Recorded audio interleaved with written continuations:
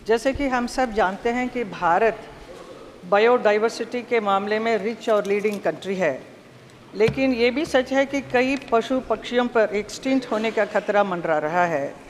गंभीर खतरे और अन्य विलुप्त पशु पक्षियों की रक्षा करने के लिए सरकार कई योजनाएं पॉलिसीज लाई है, लेकिन सफलता नहीं पा रही है।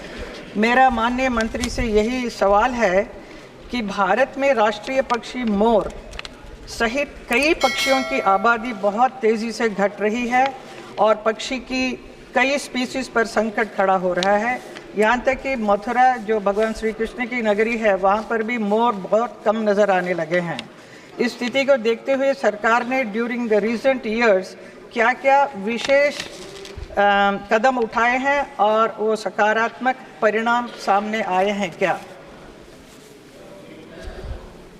माननीय अध्यक्ष महोदय, माननीय सदस्य ने सही कहा है, वो मथुरा से आती हैं और भगवान कृष्ण के भी मोर पंख ही सिर पे हम देखते हैं। बाकी जो हमारे तमिलनाडु के मित्र हैं वो भी इस बात को जानते हैं कि वहाँ भी भगवान शिव के पुत्र कार्तिकेय की सवारी भी मोर है। तो मोर हमारी पूरी पौराणिक सभ्यताओं में है। माननीय सदस्य ने जो कहा है कि हम एंडेंजर्ड स्पीशीज़ के लिए अलग अलग प्रोग्राम चलाते हैं और विशेष रूप से tiger conservation, lion conservation, elephant conservation, इनके लिए तो हम चलाते ही हैं।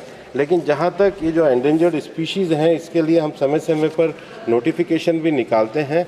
और एक जो सबसे बड़ा खतरा है कि जो कई पक्षी ऐसे हैं जिनके शिकार किया जाता है और उनके कई भागों का उपयोग कई अन्य तरीके से किया जाता है, उसके लिए भी हम अपने क्राइम ब्यूरो की तरफ से एक सख्त प्रोटेक्शन के मेजर्स करते हैं। जो पक्षी एंडेंजर्ड हैं उनके ब्रीडिंग और कंजर्वेशन सेंटर हमने चलाए हैं और उसमें भी अपेक्षित सफलता प्राप्त करी है।